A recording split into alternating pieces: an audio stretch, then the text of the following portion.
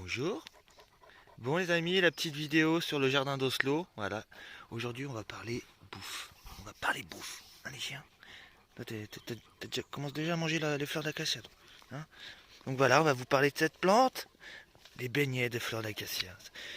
La recette que faisait ma grand-mère. Mais c'est tellement bon ça. En plus là vous êtes en pleine période de floraison de l'acacia. Donc vous voyez, l'acacia tout le monde connaît avec ses grosses épines là. Un peu énervées. Ses belles feuilles. Mais nous, on va surtout parler des fleurs. C'est ça qui nous intéresse. Donc voilà, la fleur, ça ressemble à ça.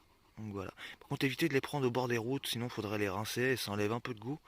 Et avec la poussière, la pollution et tout, je vous conseille de les prendre en pleine nature comme ici. Hein. Là-bas, il y en a plein en bord de forêt. Là. Il y en avait plein. Mais là, je me suis mis à l'ombre parce que j'avais peur que le soleil, ça réfléchisse sur le téléphone. Bon, allez, on va parler manger. On va manger. Donc déjà, vous allez préparer la pâte. Donc la pâte, c'est super simple à faire. Vous prenez, allez, 250 grammes de, ouais, 250 grammes de farine. Ah bon, après, ça dépend le nombre de personnes. 250 grammes de farine, 20 centilitres de lait, 2 œufs, un peu de sucre vanillé. Moi, je rajoute toujours une gousse de vanille. Ça donne un peu de goût à la pâte. Donc voilà, vous faites une pâte. Hein. Faut pas qu'elle soit trop liquide non plus. Faut pas qu'elle soit trop épaisse. Faut vraiment qu'elle soit entre les deux. Eh, les deux là, vous me laissez parler. Donc voilà, vous faites la pâte, hop, vous touillez, vous touillez. Un truc aussi, une petite astuce qui peut donner vachement de goût. Qui bouffe les fleurs. Et d'ailleurs, vous pouvez les manger comme ça, c'est super bon. Vous avez un petit goût sucré. C'est une tuerie. Pardon. Ouais, vous pouvez les mettre aussi si vous avez du rhum. Bon, pas du rhum premier prix. Hein. Vous prenez un bon rhum ambré là, un peu avec 10 ans d'âge, un bon rhum quoi. Vous les laissez tremper pendant allez, une nuit dans du rhum et ça va apporter plus de goût à vos fleurs. Vous pouvez ajouter aussi du sirop de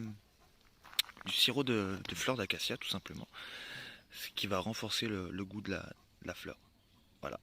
Donc une fois que vous avez fait la pâte, voilà, hein, je me répète, hein, farine, 2 œufs, 20 centilitres de lait, sucre vanillé ou du sucre normal, vous pouvez même rajouter du miel. Vous touillez, vous touillez, vous touillez, hop, la pâte est prête. Ensuite, je voudrais bien vous le montrer en direct, mais j'ai pas tout ça. Donc ensuite, bon, imaginons que ça c'est la casserole avec votre pâte. Donc voilà, vous trempez votre fleur comme ça. Vous faites ça, hein. Vous l'imprégnez bien. Hein. Ensuite, vous faites bouillir l'huile de tournesol, c'est mieux. L'huile de tournesol neutre, hein, une huile neutre, c'est mieux. Donc voilà, vous laissez bouillir, hein, comme si vous faisiez des frites à la friteuse, hein, c'est exactement pareil. Donc une fois que votre fleur elle est bien imbibée de pâte, vous jetez la fleur dans l'huile bouillante. Voilà, vous la laissez un peu brunir. Faut pas qu'elle soit trop cuite non plus. Hein. Et quand vous avez votre beignet, après vous croquez dedans comme ça. Et qu'est-ce que c'est bon. Voilà, c'était juste ça. Après, je vous invite à aller voir sur internet hein, si vous voulez les recettes pour plusieurs personnes ou si vous êtes tout seul. Ouais, c'est pas les mêmes doses, mais c'est simple. Hein. Franchement, eau, œuf, farine, sucre, huile de tournesol. 5 ingrédients. Ça va aller les amis. Allez, c'était juste là, un petit tuto au moins de 5 minutes. Le beignet de fleurs d'acacia. Hein bah.